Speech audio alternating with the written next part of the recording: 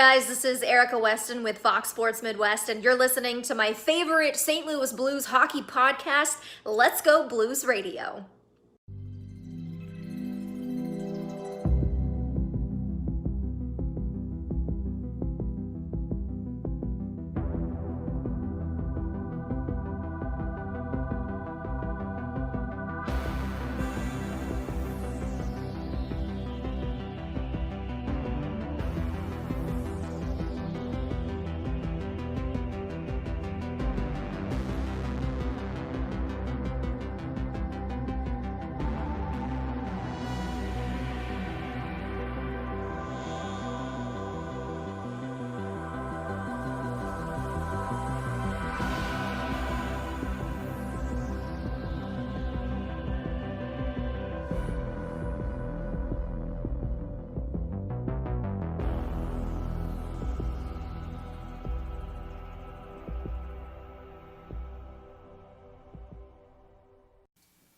Welcome to Season 8, Episode 45 of Let's Go Blues Radio, the often imitated but never duplicated, the original St. Louis Blues hockey podcast. We're broadcasting live on Thursday, December 26, 2019. This is franchise episode number 231 all the time.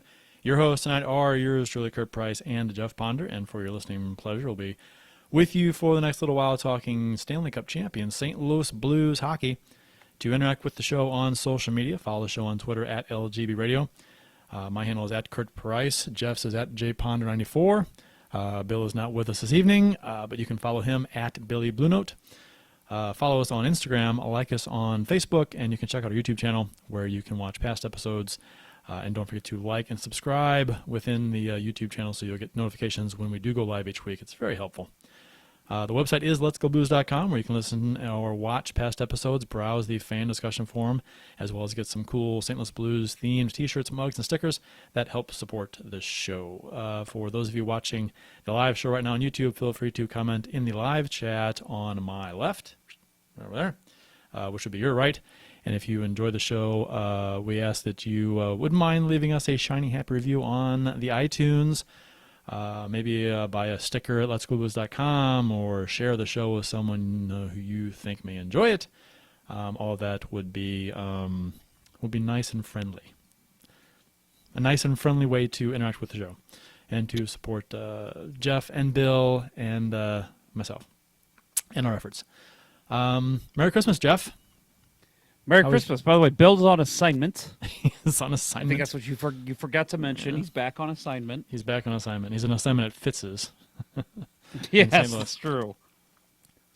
If Fitz's would like to sponsor, let's not do that. Hey, guys. Merry Christmas to everyone. I'm glad that we were able to scrape together a show tonight. I know holidays, typically this is a week we've taken off in the past, and I've done my thing, so it's nice to come back with a live show here. And I know a lot of us still have a holiday hangover, but, man, especially a hangover after last week's show. Good Lord. Yeah, our marathon 3-hour show. That was a long show, and we were pretty zany that whole time. We were zany. We were like a 70s cartoon. We're very zany. Yeah, that was probably our longest show ever. We were about 3 or 4 minutes shy of 3 hours, so that was. We had a good interview though. Went a little longer than we expected, but it was fun. Yeah, no, I had a good Christmas. And last night I had a number of beers. So tonight I'm taking it easy with a light beer. But I can talk about my beer last night for my beer of the episode. To be honest, I'd rather talk about that than the one I have tonight. Okay. What do you have tonight? Tonight, my beer of the show is a Bud Light Orange, but I would like to talk about the Schlafly Mexican Chocolate Stout I had last night. Ooh, does sound much better. Ooh, that does sound good. Yeah, it's quite good. Got a little bit of what's the word? Spice to it, kick to it, a little bit, not a lot, but just enough. The folks at Schlafly did a good job. I've never had that. That's something I'll have to definitely put on my radar. Yeah, I mean, if you like the stouts, I don't know why you wouldn't like the Mexican chocolate stout from Schlafly. It's good. Cool. Well, check that out. Yep. What are you drinking? Yeah, I've had a lot of beer the last couple days. I was telling you, Kurt, before the show started here that I have a tradition with my friends every year where old high school friends, guys I played high school hockey with. We get together the night before Christmas Eve, so Festivus, as I call it. And as you call it, yes, you yes. coined the term Festivus. That's me. Yep, that is all you. Me. Uh-huh. Yep. But you should no, they make a shirt or something. Yeah, maybe I will. We have an airing of grievances. We bring a poll. Actually, we don't do that, unfortunately. Those are such good ideas. Yeah, aren't they? But anyway, no tinsel. It's distracting. But we all get together at a rink in St. Charles, even though I'm in South County. Rink we all kind of grew up playing at. Those might be familiar with it. Great skate. And just go out there and have a great time. It's funny because this is something we've been doing. I think this was our 11th or 12th year of doing it. And what we do is, literally just go out and skate. Everyone's invited, all of our friends. And, it's a game, but it's very chill. And, yeah, we've gone 2 hours before, no problem. This was the first year. We went about an hour and 15 minutes. And we all were like, all right, this is over soon, right? And we all looked at the clock, and we had 45 minutes left. We're getting old. It's getting hard to do this. We might have to cut this down to an hour and a half next year. But the beer doesn't help. So we drink beer and just party the night away. We went and caught the Blues game this year after, since they were in California, and continued the drinking for Christmas Eve and Christmas. So I've had a lot of beer the past couple days, but one that has been constant for me, I almost feel like this is a beer commercial, is Fat Tire from New Belgium. And one of my favorite beers. It's just a good, relaxing beer. It's one I could drink all year long. Brewed in Colorado, employee-owned, independent. They call it an amber ale. And they don't have anything to describe the beer, except it does say on here, home of the second place Colorado Avalanche. It says it right there. That's good to know. I mean, and that is a factual statement. Mm-hmm. Yeah, I've had a few Fat Tire in my day. It's pretty good. I haven't had it in a long time though. A couple folks in the YouTube chat, Corey Billingsley says, any relationship to what's his name? Peter Billingsley from A Christmas Story. I'm assuming no, but he says, hey. We say, hey, what about Craig Billington? Craig Billington. Let's go Blues. Keith Price says, kid-friendly. Yes, I didn't talk to you about that, Jeff. I promised my family that this was going to be a kid-friendly show this evening. So, really? Yeah. Well, as far as like the language goes. Because we don't have the angry and ranting Bill Day on the show. We don't have the angry elf this week. No. That's right. Call me elf one more time. So yeah, he's an angry elf. We'll do our best to make this one rather kid friendly, even though one of the topics is not particularly kid friendly. But that's going to be difficult. That's just real life, to be honest. I mean, it's something you hear on the news. But the language we'll watch it. Because I think my niece has apparently tried to watch a time or two. We'll kind of go off and we'll say the occasional word that shouldn't ought to be said around youngins. So we'll watch it this week. I'll do my best, but I can't promise anything. Yeah. I mean, if Scuba says Merry Christmas and New Year, LGB Radio and Friends. Back at you, sir. Yes. What are your Happy plans 2020 to us all. What are your plans for New Year's, Jeff? I have nothing. I can't remember what I did last year. I know 2 years ago, a buddy of mine had a big party, and that was the last time I drank Fireball. I will never have that again. Last time I drank Fireball was one I found. I found a airline-sized bottle of Fireball at the Foundry in Edwardsville. It was unopened. It was on the bench. Walked in to eat, and it was on the bench, unopened. I'm like, hey, free Fireball. So I had that. Yep, not a fan. So I had a rough night that night. I don't seek it out. Yeah.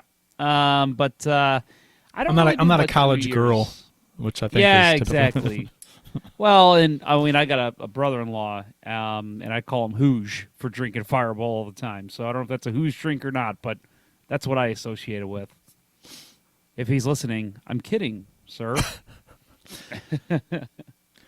Today in Blues history, courtesy of the at STL Blues History Twitter account, December 26th, 2019 is today's date. There was a theme with the St. Louis Blues History tweets today.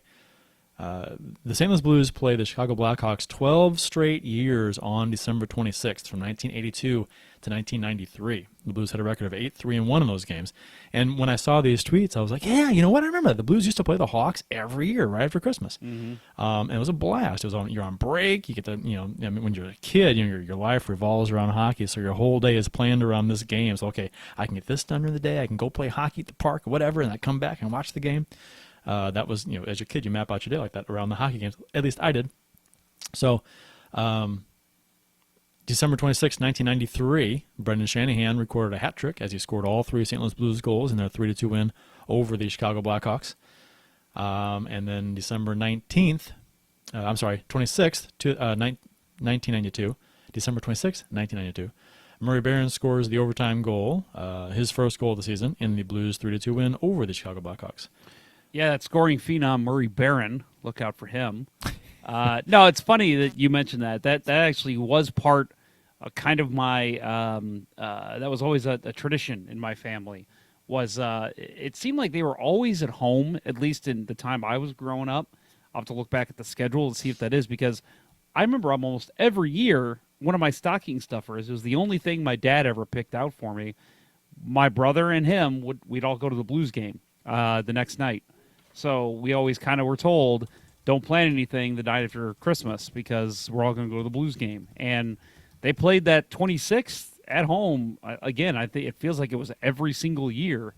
And then I guess in the new collective bargaining agreement, this is now a break day, part of the holiday break. So, which it's probably, I mean, honestly, I know a lot of people saying the NHL should have games on Christmas. I don't know.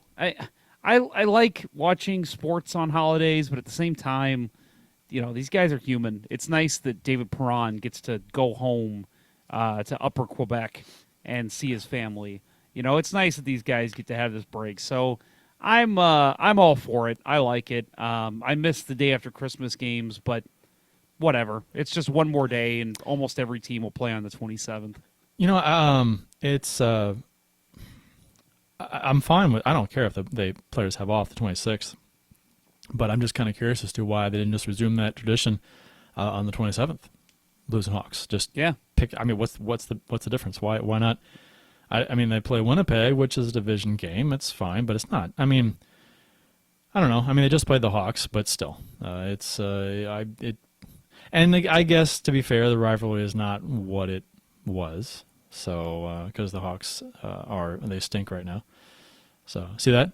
I used the word stink. So it is a kid-friendly term for this show. Wow, man, you didn't even say suck. Already altering, already altering my my words. Good for you. Wow, this is gonna be the most boring show ever. We've already lost all of our listeners. Oh my!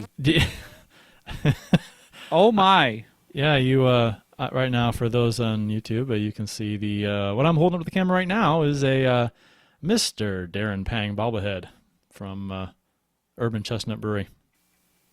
Did you get that as a gift, or was that? I did. No, it was a gift. Nice. And it was funny. It's funny after the, after my comments about Pang, or I agreed about comments about Pang. My comments about Pang, it was kind of humorous, but I love Darren Pang. There you go, Darren Pang. He loves you. I love Darren It's Pang. Obvious. I love Darren Pang. I will proudly display his bobblehead.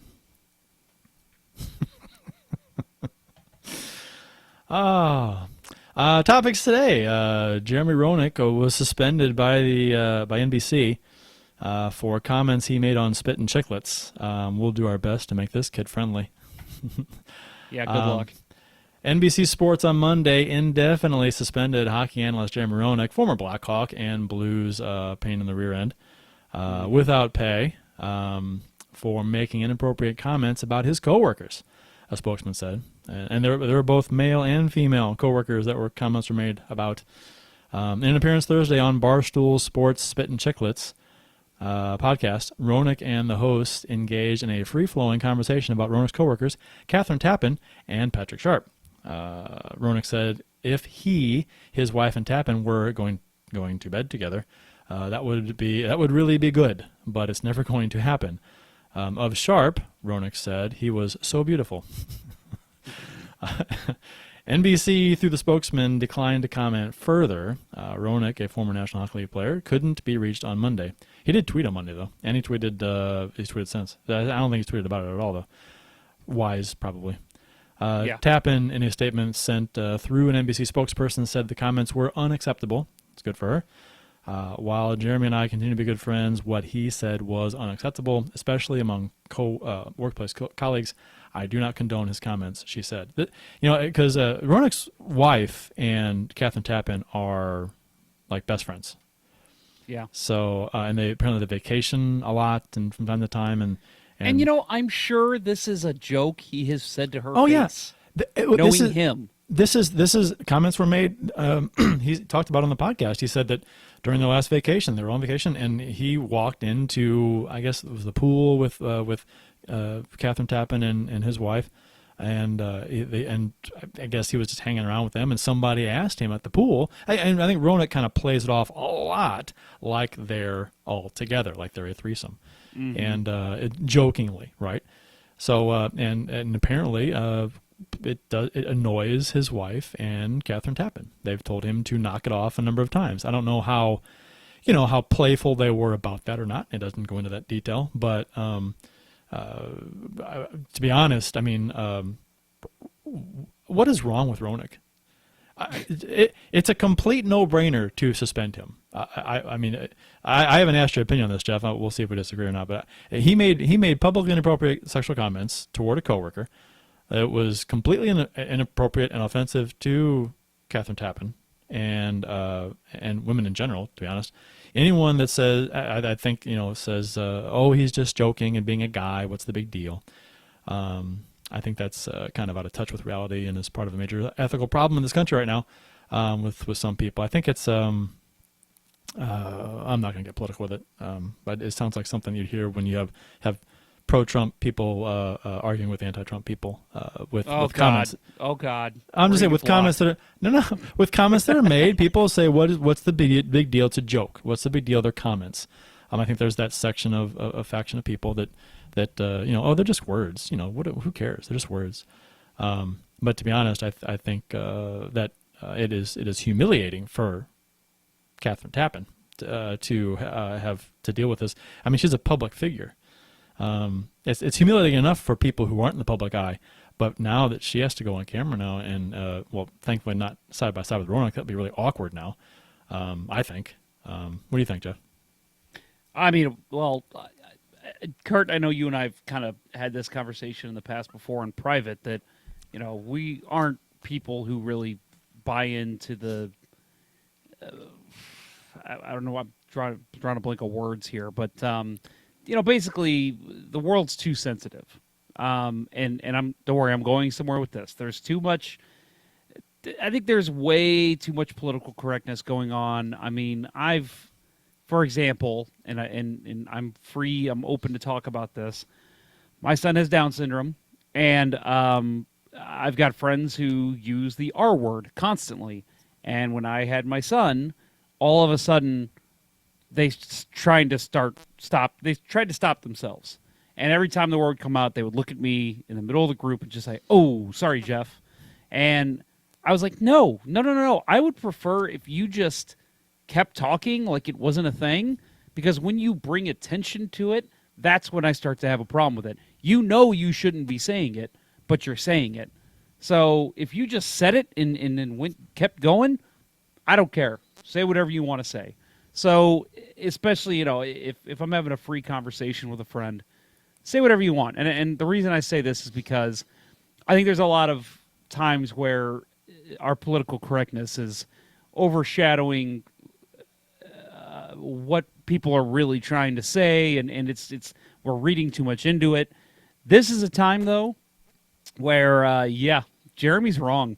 And I hate to say that because come on, Kurt. Again, and I know women who, on the opposite side of it, have had a conversation about this kind of stuff. He was joking. He was, and that's why we love podcasts. That's why we love radio. We like to see the side of people, and we like them to be free to say what they want to say. But at the same time, there's a line you have to walk. You can't just come on a podcast with a couple former NHLers, former teammates, whatever, and just say this kind of stuff that you would say behind closed doors to close friends. Or, again, like I said, I think he's probably said this to Catherine. Well, and he has. He said this to Catherine, to her face, said it to his wife, said it to friends. While maybe that's not acceptable, it's something that can at least be handled internally. This is something, when you say it in public like this, and you say it on a public forum, it's like you said, no-brainer for his employer to say, yeah, that's not okay. You can't say this kind of stuff. And, of course, what do you expect Catherine Tappan to come out and say, too? Jeremy was just messing around. It's okay. Because then that opens the door for other coworkers to be saying that stuff about her. Right. And she's a professional. You think about all the women who have had to work so hard to get to the positions there. And we just had Erica Weston last week.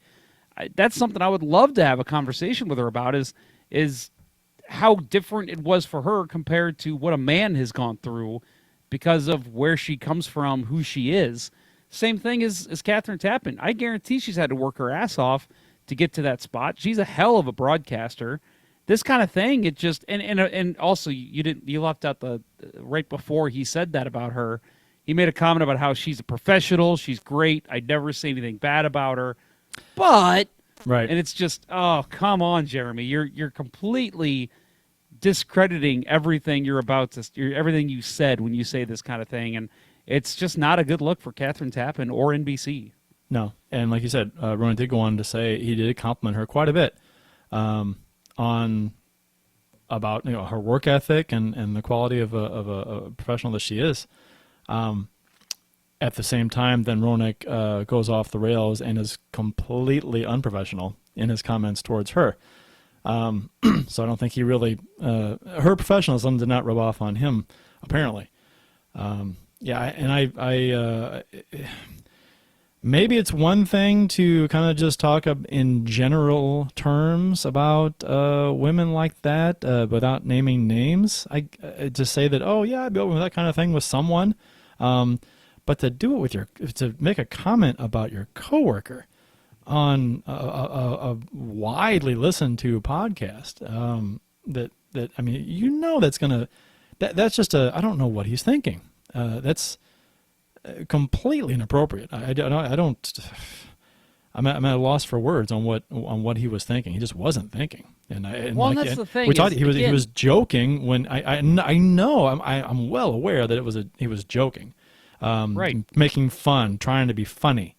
But the problem is that you cannot make jokes at the expense of other people publicly and not expect backlash. I mean, if you want to make jokes at your own expense, that's different. You're putting yourself out there, but you're dragging someone else into this, and you're humiliating them or embarrassing them, making things uncomfortable and unprofessional with them, and it's just a stupid thing to do.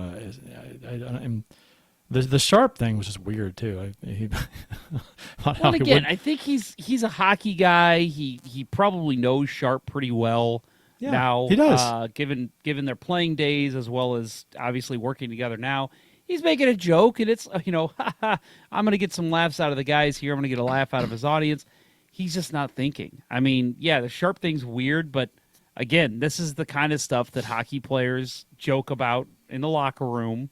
And that was kind of the feel. And I think that's, again, I'll admit I don't listen to Spittin Chicklets. I've been tempted before, but I refuse to have anything to do with Barstool Sports. So I distance myself from that entirely. But from what I heard of this show, it is kind of like a locker room talk. Yeah. Not to bring Trump into this, but the locker room talk mentality is what this show is. And so it's, again, here's the deal, want though. That comfort.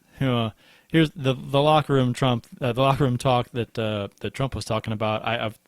We've been in locker rooms before, and And I've talked with guys that I've been in locker rooms with. I'm like, did you guys hear any kind of talk like that in a locker room? No, Never. you did not ever. That is not locker room talk. That's not what's discussed in a locker room. That was way off the rails. Yeah. Roenick. When he Roenick said said, that, I remember I was like, yeah, that's not locker room talk. What locker rooms are he hanging in? I don't think Trump, the way he looked, he's never been in a locker room in his life. No. He hangs out in dressing rooms. That's where he hangs out. Yes. From what he says. But no, Roenick, I think that it was just he thought, okay, I'm comfortable here. I can say what I want.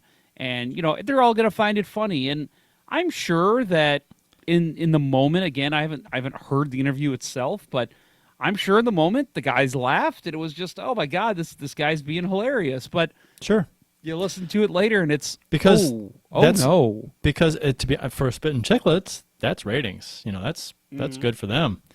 They love that stuff, and to be honest, if we had the pleasure of having a Jeremy Roenick on this show and he blurted that out, we'd be like, wow, this is going to be great for listeners. That people are going to listen to this. So that's what they were after. They're after sound bites and a good interesting conversation, which is what it was. It was very interesting, and it was also offensive and inappropriate, but. It's surprising to me, as long as he's been in the industry now, that kind of thing comes out. Now, if this were over the summer and, I don't know, I'm trying to think of it, Patrick Kane were to come out in an interview and say, oh yeah, I would, I wouldn't kick Catherine Tappan out of bed. I wouldn't, but I wouldn't be as shocked. I would be, oh my God, that's not right. I hope he gets in trouble. But I wouldn't be as shocked. With Roenick, who's been in the media now for 10 years and works with Catherine Tappan every day, good friends with her apparently, you should know better. Yeah. You can't say that kind of stuff. I mean, if you're really good friends, if he's really good friends with her, which he is, they say they are, and you say that kind of thing to each other in private as a joke and you know your audience, I guess that kind of thing is fine if it's fine for both parties and they understand that the joking back and forth that's just the level of joking that they do. That's fine. But yeah, my whole thing is it's a public statement. That is whatever. But to be honest, they said in different articles that they've told him to stop before. When he said it in not on the air, but in public settings, like on a vacation or whatever. So. Apparently he does this a lot. He makes the comments about this kind of thing a lot. So that's not surprising. Our friend Winning Unlimited in the YouTube chat says the world is ready for Brett Hall and NHL Network. I am going to disagree. Yes, no, because he was on NBC shortly after he retired, and maybe that was a while ago, but he was not good. He was not good at all. No, he had his moments, but overall, yeah, he wasn't that good. I do like the idea of it. I mean, initially it was like, oh, Brett Hall? Oh yeah, I loved hearing Brett Hall make comments and give interviews and give his 2 cents, because he was kind of Don Cherry and alike, where he just said whatever he wanted, didn't care what people thought, and Hall most of the time was bluntly honest and bluntly right. It just did it so in a very straightforward, in your face manner, which rubbed a lot of people the wrong way. I personally loved hearing that stuff because it wasn't your canned response from players, and that was fun. Certain guys it doesn't, even though they're maybe very likable in front of the camera as players, it just doesn't translate well to being an actual on-air personality, and it didn't work for Hall. Keith Jones has made a career of it. I'm not his biggest fan. I think he gets tongue-tied a lot. And honestly, I thought Jeremy Roenick was going to be one hell of a commentator, and I'm not a fan of his either. So Patrick Sharp does a fantastic job. He does. Love what he does. And Dave Reed is a former NHLer, and he does a great job. Sharp comes off as really honest and impartial. Yeah. You expect him, one game to, okay, let's see what he's going to say now, and you're like, oh wow, that was a very honest and bipartisan take on the game. It was on the last period. So it's refreshing to not get the sometimes idiocy and arrogancy that not Roenick, what's his name? Roenick's nemesis, former Boston coach on NBC Sports. Milbury? Yes. Milbury. No. Yeah, Milbury. Yeah, Milbury.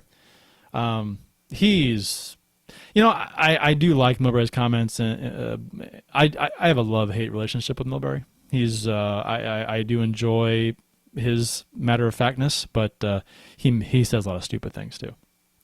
Yes, he does. So let's see. Are we moving on here? Let's move on. I mean, all right. So let's say it's Sir Austin Lynch's question real quick. He says, "What'd you guys get yesterday? I got a game used and signed Pareko stick, so that's pretty cool." Austin, hope you passed your finals. By the way, hopefully studying with Let's Go Blues Radio last week worked out for you.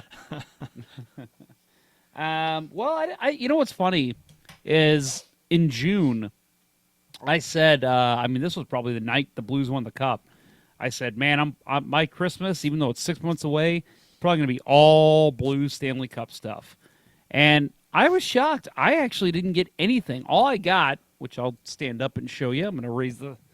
Is it is boxers? Too. What are you doing? Oh, it's not boxers. It's a shirt. Play Yeah. Gloria shirt. That's a nice shirt. Yeah, little St. Louis Hockey 2019 champs. Little play icon with the circle for the O. Nice. That looks good. Yeah, it's a pretty cool shirt. So that's the only thing I got that was kind of Stanley Cup champ related, which shocked me because I really thought that this year. But then again, I told my wife, I'm like, I think it's that I literally bought everything there is to buy for Stanley Cup champs, so nobody knew what to get me. That's what I was wondering too. I'm like, am I going to get something I already bought? Because I bought a lot of stuff. Yeah. But I got a couple things yesterday that I didn't. I'll hold it up to the camera here. It's like a cool. painting, frame painting of the cup and it looks like the river kind of froze. I guess a sheet of ice, I guess. Cup with the arch in the background, the city skyline, and cup 2019 champs. And then there's this thing, a little bigger. It's Ooh. It's a framed note with the words in the cup. Words in the shape of a cup, quotes from the broadcast team. Nice. Yeah. Where'd you get that? Where'd they pick that up? That's nice. Amy actually made this one. She this is a nice frame too. It's really cool. It's like Amy, listener of the show, by the way. And listen to the show, Amy. Yeah, she so she made that. It was turned out pretty nice, and I think she bought the other one. So. Well, tell you what, if any other listeners of the show would like to make us stuff, go right ahead. Message me privately, and I'll give you our addresses. And then I showed the Darren Pang bobblehead, which I got as well. So there we go. That's pretty cool. Yeah. This was one of my presents from my friend in New Jersey. He sent it out to me, and I thought, oh, man, the only person who got me anything was a Lightning fan living in New Jersey. Kind of odd. Yeah, there's stuff I got. Like I got, I guess I'll hold this up real quick since you're asking, Austin. I got a 360 camera, which is pretty sweet. Huh, I saw it's got lenses on both sides. Nice. I saw a picture of that on Facebook, I believe. Yeah, it's pretty sweet. It records video and pictures in 3D in 360. So it's kind of cool. I enjoyed that. It's kind of cool to kind of set the camera in the middle of the living room last night at my mom's house when all the kids are opening presents and literally got all of them in the same video. So that's pretty cool. I also got a hockey puck bottle opener too. Nice. So that was pretty fun. Yeah. And I did get my work friends and I we did a Secret Santa, an AliExpress Secret Santa. So you had $20 to spend, and you had to buy everything from AliExpress and ship it directly to the recipient. So that was basically it was a counterfeit Christmas. That's awesome. Tell me that's what you call it. No, well, it's AliExpress Secret Santa, but I did kind of halfway coin it counterfeit Christmas. That's your hashtag. I got a what's a ripoff means. shirt, and the hockey puck bottle opener. I'm not sure if anything else is coming or not, or if that maxed out the $20 or not, but we shall see. I did also get some hockey equipment since I'm the lone continued player of the panel. I got some gloves, some shin guards, and a brand new bag as well. So that was pretty cool. Always enjoy new hockey equipment because God knows, you can never spend it on yourself and really feel justified that you deserve it. My problem with stuff is that when I need something, I buy it. I don't wait. I don't wait and say, I'll ask for Christmas next month. But no, if I need something, I want something, I just go out and get it. And then people ask me, what do you want for Christmas? I'm like, I don't know. I buy what I want. There's nothing sitting out there that I really want. I just buy it when I need it. So, Winning Unlimited at Woot, and I'm guessing that means for the hockey equipment because every now and then me and that gentleman play hockey together. Alston Lynch adds, I passed all my finals and I passed my driving test with a 94%. Congratulations, Austin. That's awesome. 94%, that's a great number. That is my hockey number. So it was a sign that you were meant to listen to Let's Go Blues Radio. What is the worst grade you can get and still pass a driving test? It's 70, right? I have no idea. That's why I asked. I think it's 70. I think it was at least when we were getting our licenses. That seems like a lot. Miss 30% and still be able to go on the road. I could be wrong on that. I'm not sure. I mean, you would think that, taking other people's lives in your hands would be, you need to be like 95% range, 90, not over 90. So I know that I took the test 3 times. The first time I passed, I think he said I was 2 points off. Second time, I didn't even get to the parallel parking spot before the lady was just like, okay, just go ahead and go park. And I'm like, oh, that's not a good sign. Third time, passed with 100%. So what do you know? Huh. And Austin Lynch says, yes, 70. That seems low. It's not math. You got to figure science. if it adds up. I think it's out of 100 points, and you take off 1 point for turning on their signal too early, and I don't know. I don't know how it works. I know. I'm just thinking of a bunch of 16-year-old kids out there. I feel like that's like an old man. If you work at a DMV, please write in. Let us know about how that grading system works. To be honest, the driving test is pretty easy. You're basically given the answers beforehand. You just need to memorize them. And you know the questions beforehand. That's the permit test, yes. Right. Both. Well. So the actual driving test, right? The driving test, I imagine, is what he's talking about because he just turned 16. That's true. Yeah. The average is like 87, he says. Which I would hope it's up around 90. That'd be nice. Okay. Squirrely Dan Draheim, who is an Ohio guy, at least he lives in Ohio, for school. My roommate, who is a Ducks fan, got me tickets to the Blues-Preds game on February 15th. It'll be my first time going to a home game. Very excited. That's awesome. Very cool, Dan. When you're in town, let us know. Maybe we can meet you before the game for a beer at Center Ice or something. Yeah, got to go to Center Ice. Ride the shuttle. That's the way to go. Yep. Free parking. Yeah. For those of you who may be going to your first game this year and don't know about it, go to Center Ice Brewery in Midtown. Get yourself a beer. Get there about an hour before the game, at least. And you get a ticket to ride the... Yeah, you get a ticket to ride the shuttle. You put your name on the list for the time you want to go, and it's a free shuttle. Takes you down to the Blues game. It's a free shuttle, but they do ask that you buy a beer first before. Yeah, you right, exactly. Yeah, right. It's a beer, but also think of it this way too. If you got a buddy who owes you a beer, have them buy 2 beers, and then all of a sudden both of you get on the shuttle. So it's a nice little setup, and like I said, they pick up at the same location, drop you back off at Center Ice. Nice, safe way to get down to the Blues game. Not worry about parking your car and not remembering where it's at. Very nice service that Center Ice provides. The Blues have won 6 straight games. You want to talk about the Blues games now? I guess. Let me talk about the Blues now. Really didn't want to. We can. If you want to talk about a good team, we can talk about a good team. Can we talk about like the Springfield Falcons instead and how they're going to be the Springfield Isotopes? Have you seen that? No, I have not seen that. I believe it's the Springfield Falcons, the AHL. They're going to have a Simpsons That's night. funny. Okay. And they're going to be the Isotopes. For like just one night, right? For one night, yeah. They're changing Okay. their name for the one night to be the Springfield Isotopes, and they're going to have Isotopes jerseys. I can't remember. I'll try to tweet a picture of it out now, but it's got a donut in the middle, like one of Homer's favorites. Nice. And it's perfect. Beautiful. It made its rounds on Twitter and Facebook, so hockey teams want to promote themselves. That's how you do it. Springfield did it perfectly.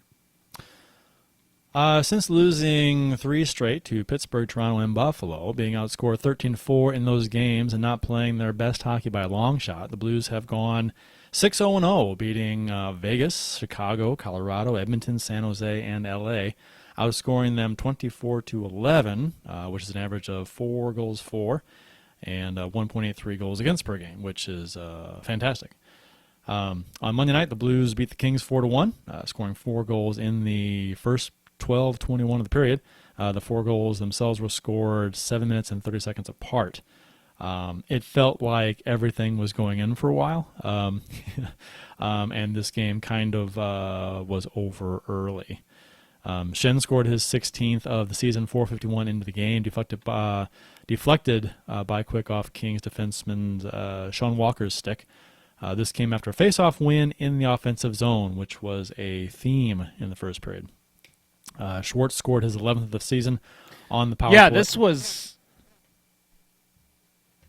Oh, I was going to say, this whole game, I mean, especially in the first period here, going into the game, I mean, there's the very first play, the Blues skate it down and get a very good chance on goal. And you thought, okay, this is interesting. We'll see how they do the rest of the time. It just felt like the Kings, I mean, I know that they are a bad team right now, but it seemed like they were completely disinterested in this game, at least to start. They looked so off, and the Blues just came at them because they were just, this team's not playing defense on us, guys. Just keep going. And it showed early. I mean, I think the Kings they had look like another the chance Kings. that didn't go in.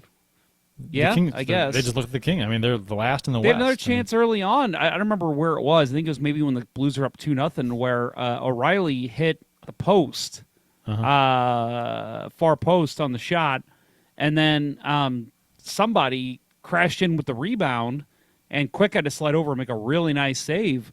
And there was just no Kings around to do anything. And it was just... It's kind of the theme of the night, What is going on here? Yeah, it's kind of the theme. Yeah. So Blues are up 1-0. Schwartz scored his 11th of the season on the power play just 12 seconds after Shen's goal to put the Blues up 2-0. Again, after another offensive zone face-off win. Pietrangelo lets a rocket go that Schwartz tips by Quick in front. He takes another goal away from Pietrangelo. Kind of a theme of the season right now, it seems. I know. Pietrangelo could have about 4 or 5 more goals if not for some deflections in front. But that's kind of the game plan. You crash the net, make shots tippable, and see what happens. Yeah, Petro's putting it right where he needs to put it. I mean, I'll tell you right now, as a defenseman, granted I know I'm just men's league, but when I score a goal off a teammate, I'm just as happy as when I score a goal because, hey, the team's up. The team just scored. So that's all that matters. And, I mean, I'll tell you, 9 times out of 10, when I'm shooting and I got a guy in front, I'm shooting it at my teammate, at his stick, at his skate, whatever I can, instead of shooting it at the goal. And I think a lot of these defensemen do that because, again, they don't care if they score. They just want to get a goal on the board. Dunn scores his 6th of the season less than 5 minutes later, and this was turning into a laugh early. Yet another offensive zone face-off win for the Blues. Dunn takes the puck from the point off the face-off win to the corner, around the back of the net, curls out in front. And the King's falling down. No one's covering him. Curls out in front into the slot and beats Quick stick side. Clifford actually on this play had the option. He was on the right side near boards, had the option of cutting off Dunn as he was coming out of the corner, but he looked at him, decided to cover the point man instead, and gave Dunn a lane to the slot where he buried it. And Clifford tried to, when he realized what Dunn was doing, he tried to catch up to him and take a swipe at him, but he couldn't get him, and then Dunn beats Quick. And then I was like, this is, I mean, if I was a Kings fan, I'd be like, just throwing my hands up, like, what's going on? It's like Keystone Cops. Did you notice that right after that goal, they flashed over to Todd McClellan, and he was losing his shit? Sorry. Oh, man, I already broke the kid streak. He called the timeout. He was losing. Well, he was losing his mind. He was yelling. And at first I thought, okay, was there like a missed penalty or something? Like, when he's that mad, it's typically towards the refs or the other team. But I think it was because, like you said, you had Laffel falling behind the net. Clifford is choosing to not play defense, basically. And I think he was just, what is going on here? Like, I get that the Blues are the Stanley Cup defending champs, but my God, we're better than this. I mean, this... Are they? This was some of the worst hockey I've seen a team come out with in years. And we're talking back to the Blues last year when they started the season. They were bad, but my God, I mean, this looks like a Huss League team. This is an adult league men's team. Those guys look like they were drinking on the bench. Yeah. I mean, they were ready for Christmas break, I guess. That was horrible. Shen scored again a minute later. His 17th of the season on a misplay by Doughty. I saw this on the replay. I'm not sure if this was talked about. Maybe it was, and I missed it. If not, it should have been. Perron shoots the puck down the ice from the Blue Zone end in the air. It's a dump in play where he throws it on the ice. It would have been icing had the Kings got to it first, but the Blues are shooting guys in there and to try and get to it first. But Doughty tries to glove it down, and it goes. He just misses it. It kind of goes off his glove, and then the puck drops behind him, and then Pietrangelo and Shen come down 2-0 because they just blew right by the Kings defense who were just standing flat-footed. Yeah, and that's the thing again too with the Kings defense is that they stand three guys at least on the blue line every break-in, and it's done to basically prevent teams from just flying in uncontested, and getting a chance like that. But then that's exactly what happened. I mean, the Blues just skated all three guys at him, the two guys at him, and went right past him. I mean, yeah, that's a blown play by Doughty, but again, just how do you let two guys just go by you like that, and you just stay there flat-footed and easy break-in for Shen and Pietrangelo. The Blues went through this last year. Now, I'm not saying the Kings are the Blues of this year, but the Blues just had everything going wrong for the first chunk of the season last year. I mean, everything that could go wrong did. They weren't getting the goal scoring. The defensive zone lapses were terrible. The goaltending was atrocious. Nothing was going right, and they were playing terrible hockey. So I mean, I get it. We've seen it. I mean, it's happened to the Blues before, and I mean, it's a shame that the Kings had their glory days, and now they're kind of paying for their success with the play of this team right now. Pietrangelo feeds Shen on the back door after that play, and it's a perfectly executed 2-0. I mean, you couldn't. I mean, Quick's got to take the shooter, right? I mean, he's 2-0. What do you do? But perfect pass across to Shen, and Shen just kind of flips it over, open side. So 4-0. Kings notched their only goal of the game late in the first on a power play by Alex Iafallo. His sixth Iafallo. Iafallo. His sixth of the season. Real nice deflection in the slot on the point shot from Doughty, deflecting the puck down and by Bennington, and that was all the scoring in the game. And you would have thought this would have been like an 8-2 game, but no, it was just 4-1, and that was it, which was fine. Bennington stopped 29-30. Blues were 2 for 2 in the power play. Shen had 2 goals. Perron and Pietrangelo had 2 assists. Dunn had a goal and an assist. Quick stopped 24 of 28. Always nice to put some pucks by Quick after the issues the Blues had with the Kings in the playoffs a number of years ago. I'm never going to, I mean, as long as Quick is in the league, I'm never going to forget the issues we had on scoring on him for a few years there.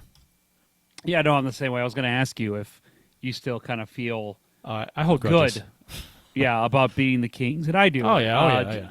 And I look at the Red Wings now, and it just personally, when I play them, when the Blues play them, it's okay. I want to see the Blues beat them, and I know that it has nothing to do with the current players on the roster. So it's only like a little thing on me to say, oh yeah, watching the Blues beat the Red Wings. With the Kings, a lot of those guys are still left. So I really want the Blues to beat them into the ground. So it's nice to see, like you said, especially putting a 4 spot on Quick, Doughty being a part of the problem there in the 4th goal, and then guys like Kyle Clifford, Dustin Brown, all those guys are still on the team, just all bowing their heads in shame because they are just the get well soon card for the NHL right now. Winning Unlimited says the Kings permanently separated from Kovalchuk, which we should actually talk about. I don't have it on the list here, but it's a good point. A 26-year-old Kovalchuk was going to cost 5 first-round draft picks if signed an RFA. I mean, 36-year-old? 26-year-old Kovalchuk. Anyway. Yeah. So that's an interesting thing because I remember when he came back, I was like, oh, yeah, let's – and the Blues were apparently interested, and he didn't want to come here. And I was like, oh, man. And then all of a sudden I see what he was demanding and what he got, and I'm like, oh, thank God we didn't sign him because that's ridiculous for him. I was interested in him for, something cheap if he wanted to play here. But, yeah, the Kings were put over a barrel on that deal. They got hosed. And what I love is the comments that are coming out now that Kovalchuk only wants to sign with a contender. And my response to that is, yeah, so do I. See how close that gets me. I get players late in their careers. They want to play for a winner. I get it. But, I mean, you need to be good to kind of make that demand. If you're not good, I mean, then where do you get off, So that's I don't know. And we talked about this last week. Did we talk about this? Where if he signed some form for league minimum or $1 million or something, I'd be interested in that for just giving him a shot as a give him a chance, a 2-way contract or something. Yeah, I'd be fine with that. But again, I think he's still looking for a big deal, and I know I don't know how it's going to happen. I know his mindset, just kind of the player that is and the guy he is probably, well, I'm still scoring goals. It's like, well, yeah, but you're not doing anything else, literally anything else. You are a hazard to put on the rink because you do not back check at all, and you're not even that fast anymore. What are his stats this year? He's got. I know he started off pretty sound, but I think he's got trailed off 3 goals, 6 assists, 9 points, and 17 games played. Is a -10 on a bad team. Yeah. So I don't know. I like I said, I would. Again, I guess you could look at it this way: if you're going to be interested in Kovalchuk for the league minimum, why wouldn't you just keep Fabry? Yeah, that's because true. I mean, I'd rather have Fabry. If Kovalchuk doesn't do much of anything besides score, that was the knock. I mean, that's what people were saying. The knock on Fabry was that he had defensive issues. So I mean, why would I don't? Yeah, I would take Fabry a million times over Kovalchuk. Going, trying to sign Kovalchuk for under $1 million or whatever it would be, or like you say, he probably wouldn't do that. But if we did do that, that would almost lead me to believe that they didn't think they should have got rid of Fabry. Maybe, I don't know. Like they're trying to make up for that. I don't know. I don't see him. I mean, I think he'll sign somewhere, but I don't think it's going to be St. Louis. We'll see. You never know. I could see a team now. If there's another injury, maybe, but I could see a team like, I don't know. I just don't see like a true contender going after him. I could see maybe like. You think so? Yeah. Okay. I could see for cheap. For cheap, yeah, especially later in the year. I don't know. I think so. I feel more like a faux contender, like a Buffalo or a Calgary. I could see a team like that signing him. I don't know about like the true contending teams unless there's an injury. I don't think Kovalchuk signs with Buffalo unless it's for more than what. I mean, it's just money wise. I mean, it's a money thing. I don't think he's going to go there thinking he's going to win.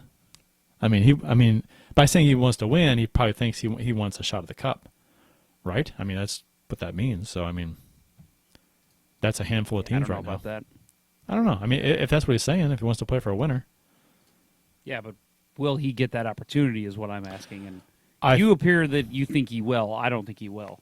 I think he will. I think somebody will sign him for cheap. We'll see. If it's to a contender, it's for cheap. If it's not a contender, it's not cheap. I'll say that.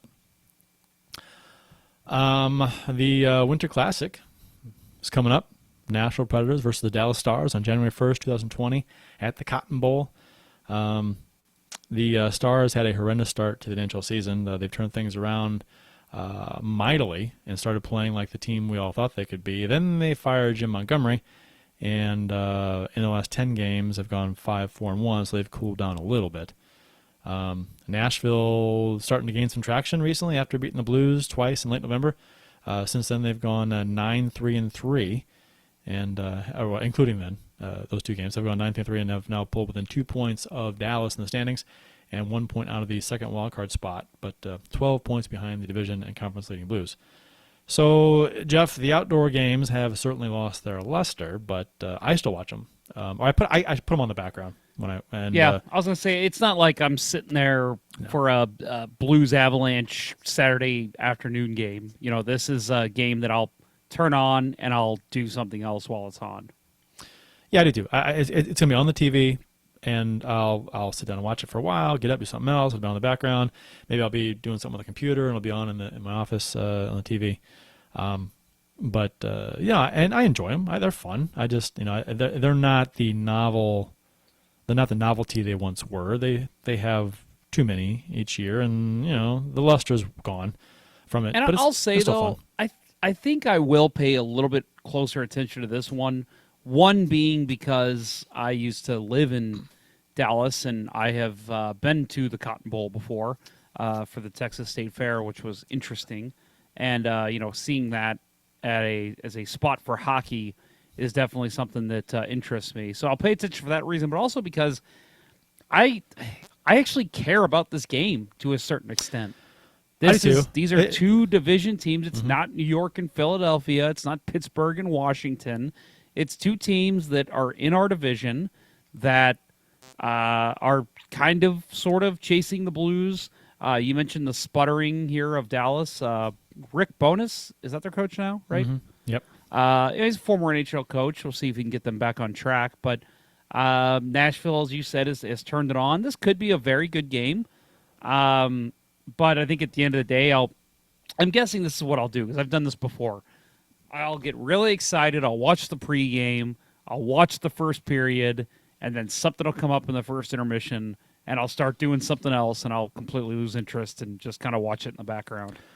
Austin Lynch says in the YouTube chat, so how is the Winter Classic gonna be? Because it's gonna be like 70 during the Winter Classic, and this question comes up a lot, and it came up when the Blues hosted, before they knew what the weather's going to be like, and about it might be too warm. The ice technology they've had games in Las Vegas before in the desert. They don't need freezing temperatures. They don't need it to be, the sun is more of a problem than the temperature itself. They always say that.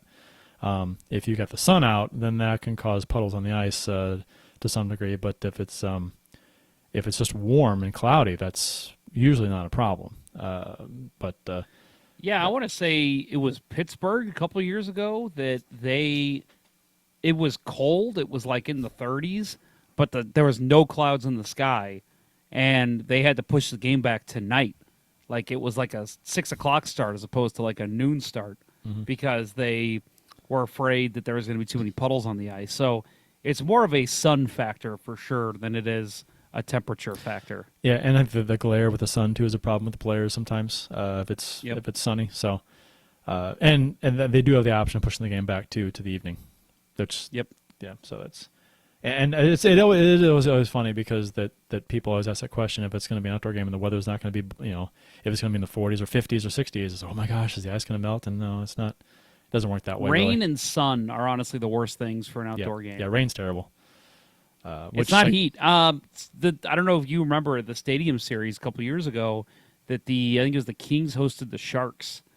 That I watched that game, and honestly, that was the best ice I have seen in a Winter Classic game. The way that it was 60 degrees outside.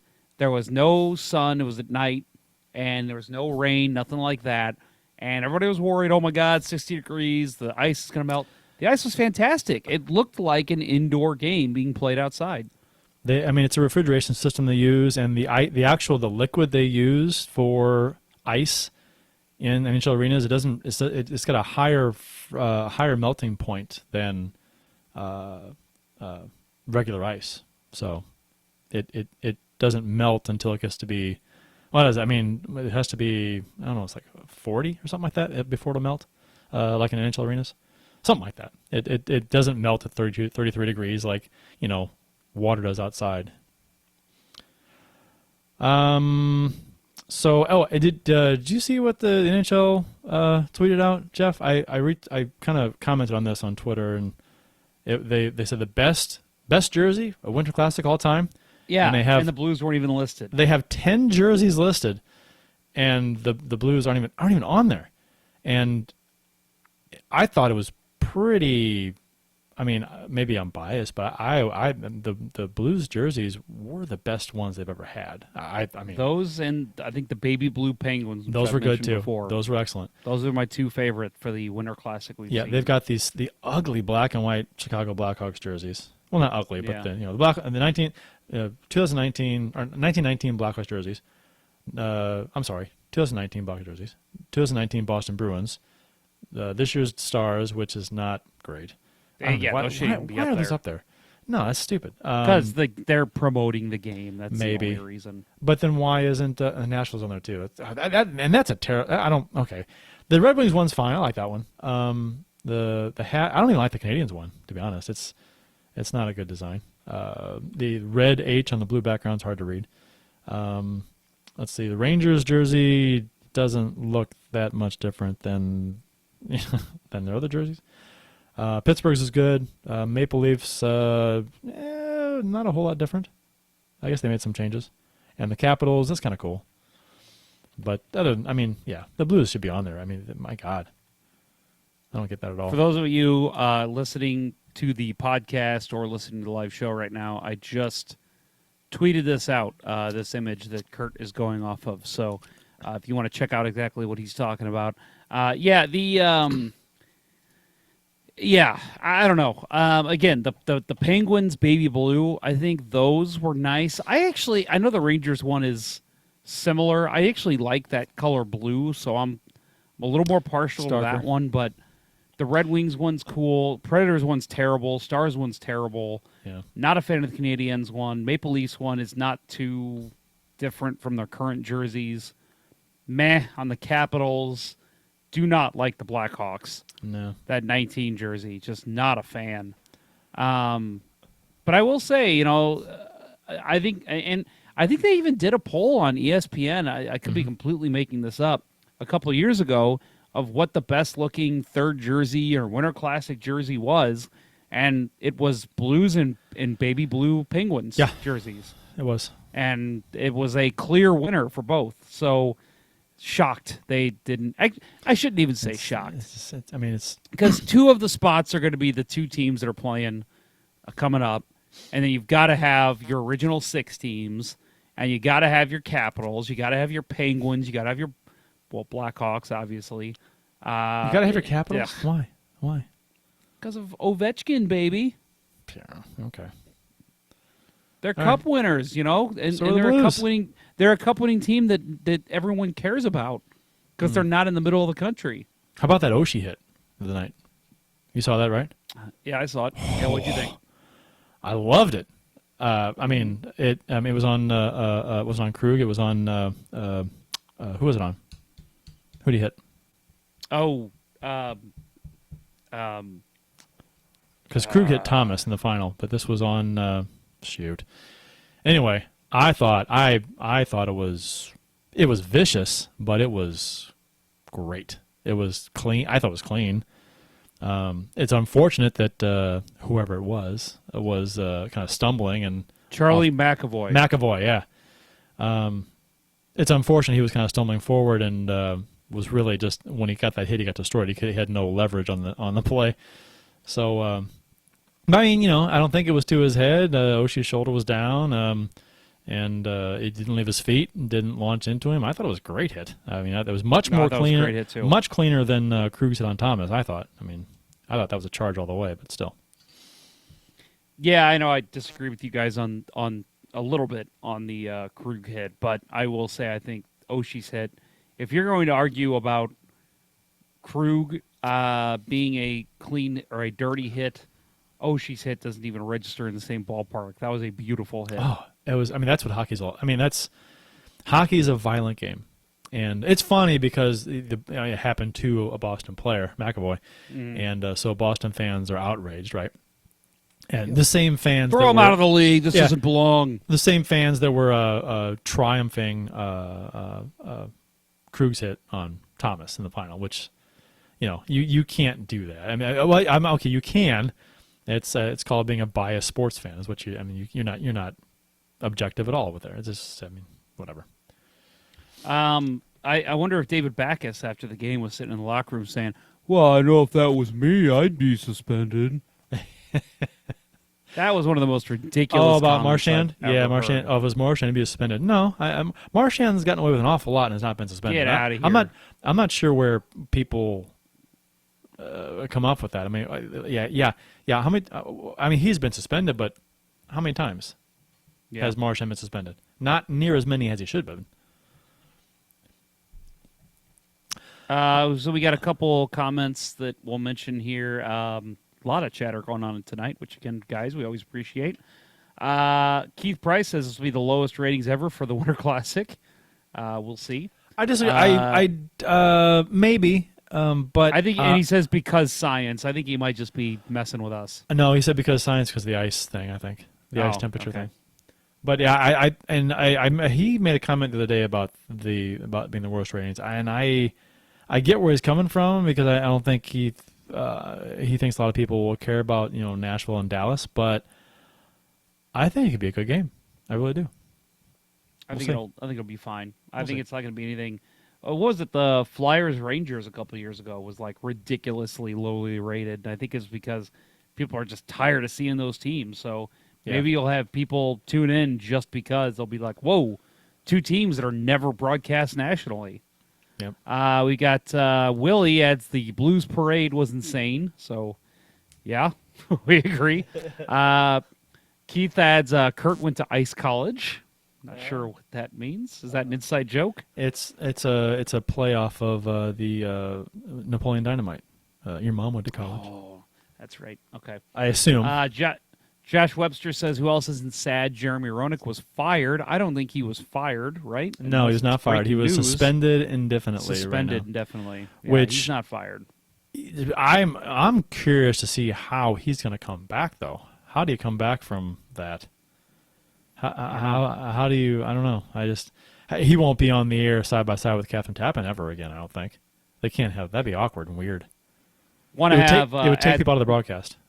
I want to add that Josh Webster did correct himself. I'm seeing later in the chat, suspended indefinitely. Austin Lynch says, was Buffalo on that list? They were not. He says that one was amazing.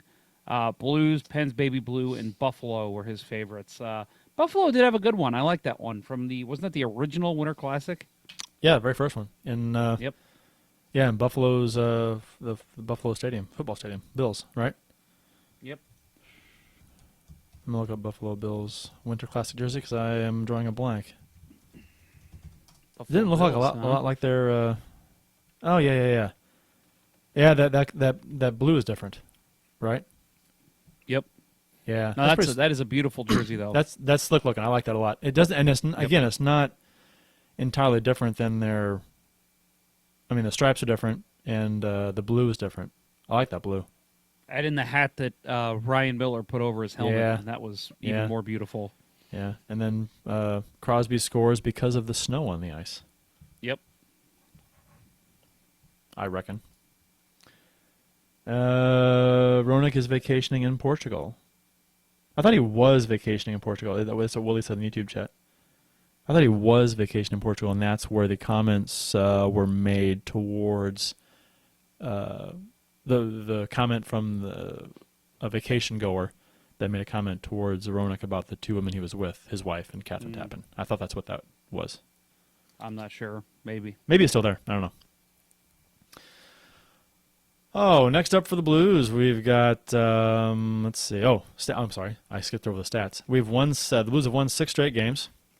Coming up on the halfway mark of the season, we've played 38 games. We're 24, 8, and 6 for 54 points. So we are first in the Central, 5 points up on Colorado. We are first in the West, also 5 points up on Colorado.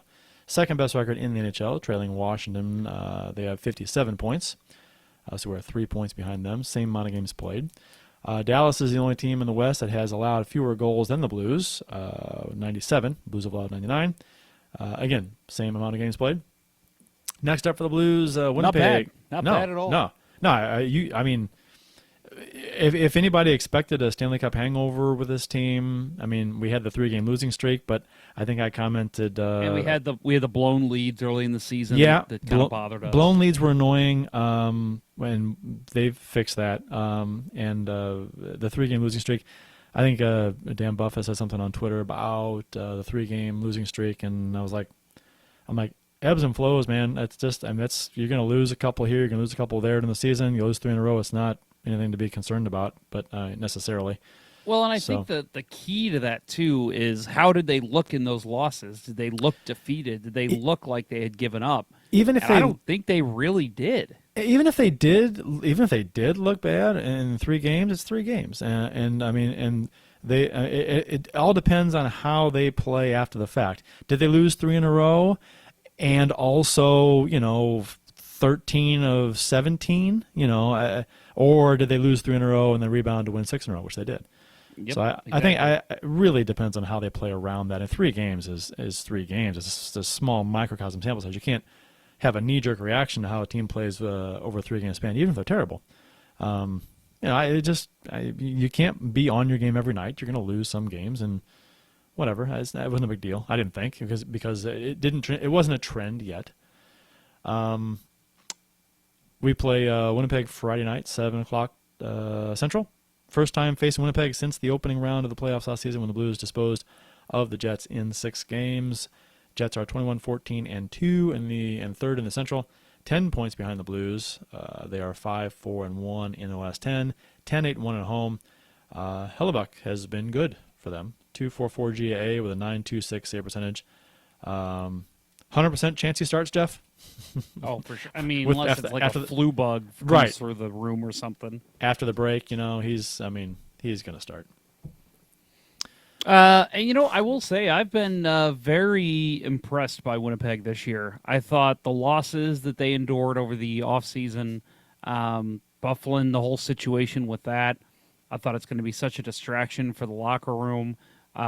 Neil, what's his name? Neil Pionk, the guy they got in the Trouba trade, has looked great for them. I was like, wow, you really want this guy who can't even make the Rangers lineup on a bad defensive team, but he's looked great for them this year. Very impressive what the Winnipeg Jets have been able to do. Kudos to their entire coaching staff and the players for being able to continue and play well. And, the way things are going might be a playoff matchup preview tomorrow night again. So should be interesting. Yeah, you mentioned Connor Hellebuck.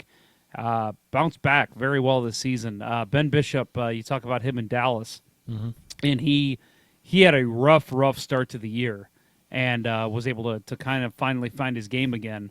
Hellebuck's been great all year, and you think how much these playoff meetings where they lose in such a drastic way does it affect them the next season?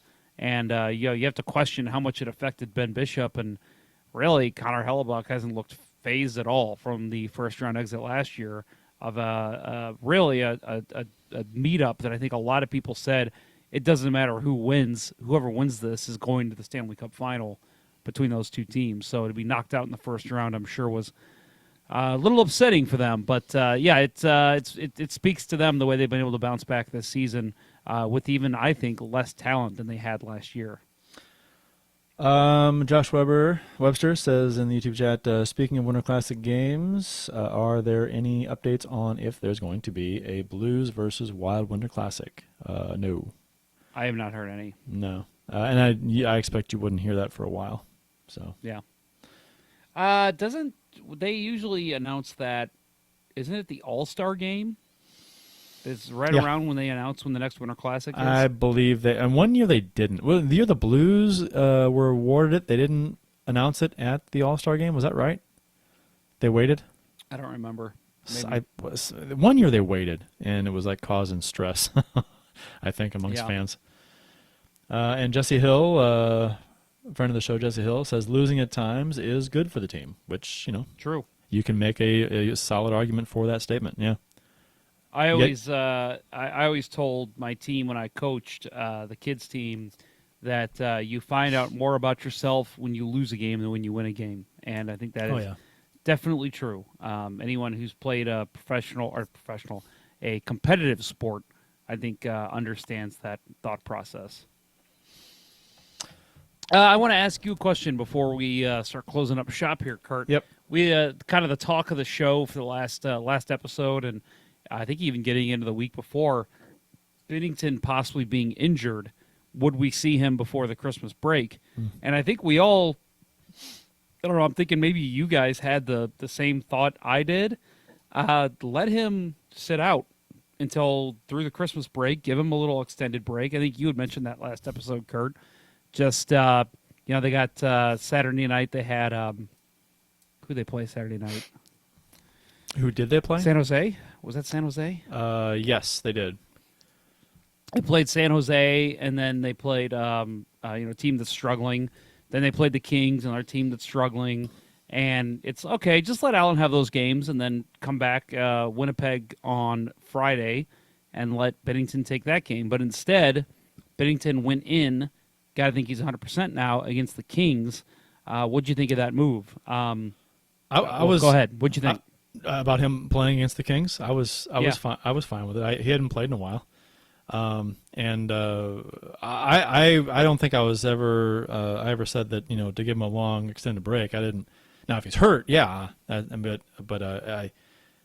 my thing was that he something had to be wrong. He was either sick, sore, hurt, something, because you don't miss a practice and a half and back-to-back starts or whatever for you just don't do that for a number one goalie.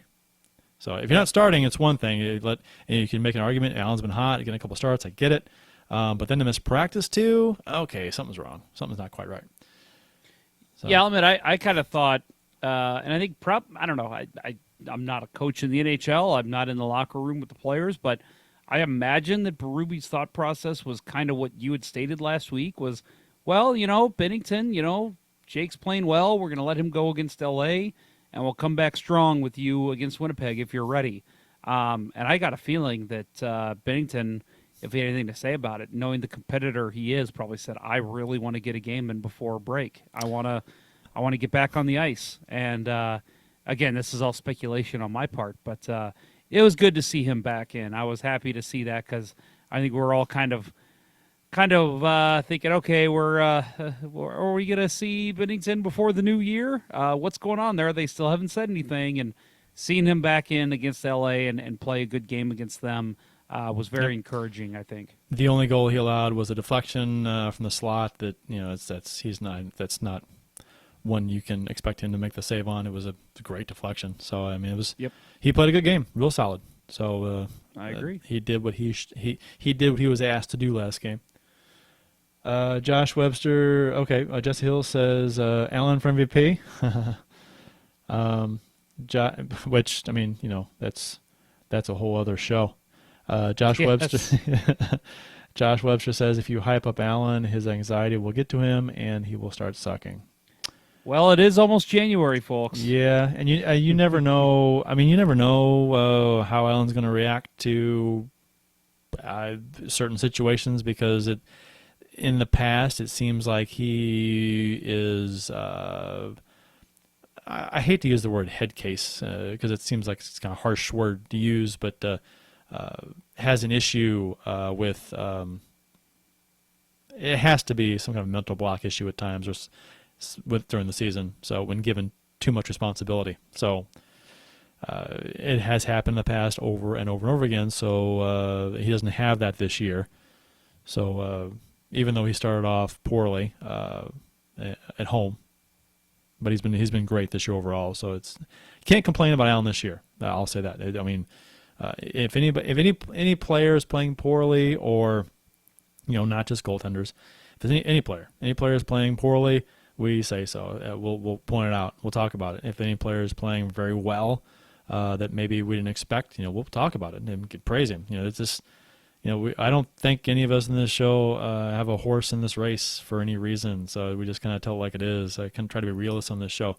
Because to me, if you're a hater or an apologist or whatever label you want to put on people, then you kind of lose credibility when you make comments about those players, because who's going to believe what you're saying, because you're biased to some degree. So I've always thought that we were pretty straight shooters with our comments about people and honest. So I agree with you. Yeah.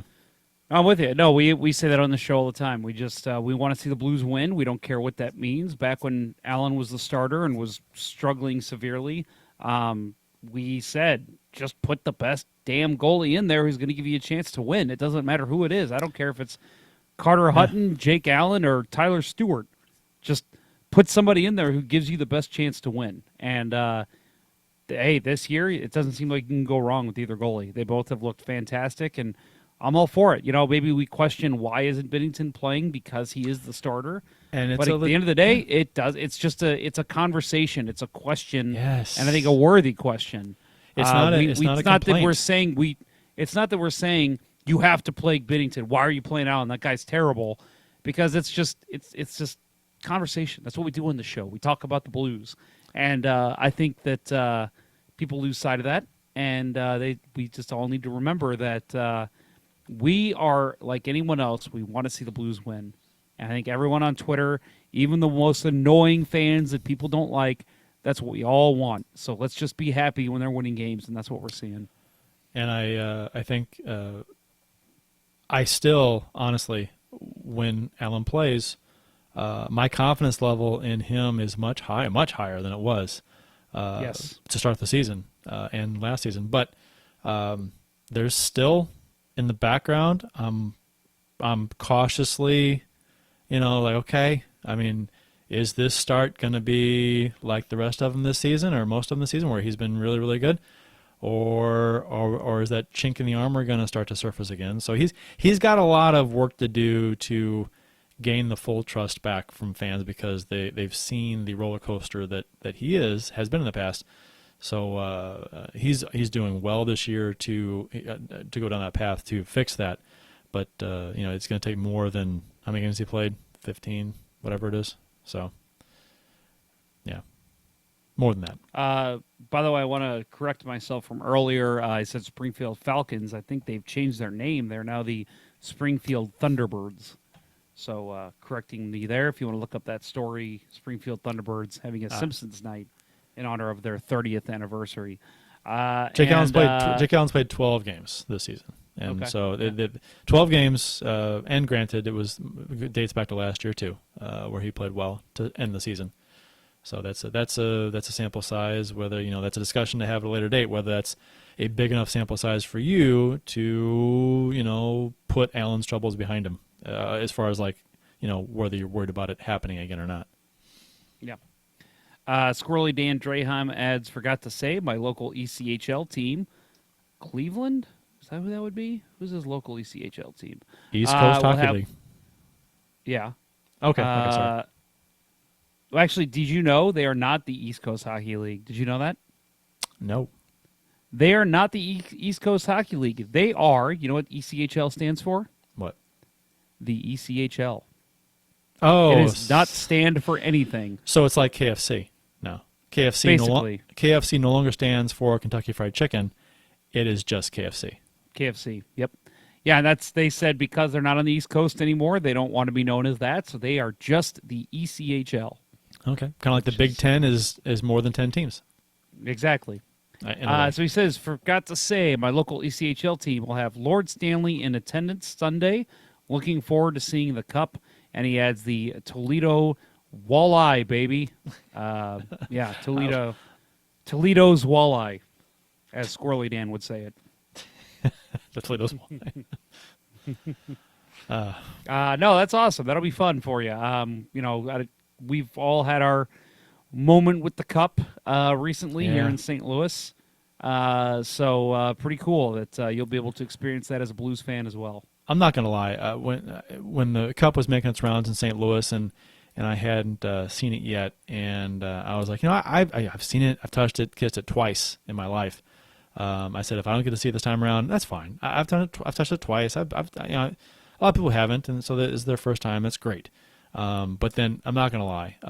After I got to it was engraved with the Blues names, I got to see it and touch it, kiss it, and I got to see the Blues names on it. That was pretty cool. That was really cool. So it's different. I was glad I got to do it again after they'd won. So that was kind of neat. I was very happy. I've seen the cup 3 times myself. Kissed it multiple times, and yes, I'm one of those people. I don't care that they hadn't won it yet because I'm never going to win it, so I don't care. Exactly. But why would you have that superstition? Yeah. But anyway, no. I seeing the cup was always great, but yeah, I saw it. I think it was like 2 days after it got engraved was when I saw it. And just being in the presence of it again, and this time knowing that my team has earned the right to have the Stanley Cup in St. Louis, it made it so much better. It was just so much more cool, and just standing in line waiting to see it. It was a short line. Luckily, the event I went to was very well put together. But just seeing it, the brief moment of before I even went up to it, and just thinking about what happened in June, it almost brought a tear to my eye. So it was so enjoy that moment, Squirrely Dan. That's going to be really cool for you. I think that'll wrap up this show, Jeff. Yeah, good post-holiday show there, Kurt. Unfortunate that Bill had to be on assignment again. He's a very busy man. I'll add that, and I mentioned this, I teased this a couple weeks ago, Luke Opilka, former Blues prospect, now working with the Maryville Saints, I believe is the name of the hockey club there. He's gonna. Me and him are actually gonna be having a conversation tomorrow, but I will have that interview up at some point. I would imagine in January for you all to check out. Talk about his career, talk about his transition to being a goalie coach, and all that. So just wanted to keep you on the loop since I teased it a couple weeks ago that we will be having Luke on very soon. Very cool. That'll wrap up episode 45 of season 8 of the original St. Louis Blues Hockey Podcast, Let's Go Blues Radio. Thanks for listening, everyone, and thanks to those who participated in the YouTube chat during the live show. We hope you guys enjoyed it as much as we've enjoyed bringing it to you. For Jeff Ponder and the On Assignment Bill Day, I'm Kurt Price. Until next time, everyone, let's go Blues. Happy New Year, everyone. Let's go Blues. I forgot to say Happy New Year. Merry Christmas and Happy New Year. Everyone. Merry Christmas, Happy New Year, Happy Hanukkah. Everyone. Happy Boxing Day. The Chiefs are at home tonight against Cyanosport at the War Memorial at 8. Good seats are still available. A look at sports. I think that went very well. Thank you for listening to Let's Go Blues Radio. Now take off, hosers. Well, there's 90 minutes of your life you'll never get back. Sorry. St. Louis Blues, St. Louis Blues. Have you heard the news about our St. Louis Blues? They've only just begun, they're on their way to #1. Now there's no more blues for our St. Louis Blues. The Blues are on the ice tonight again.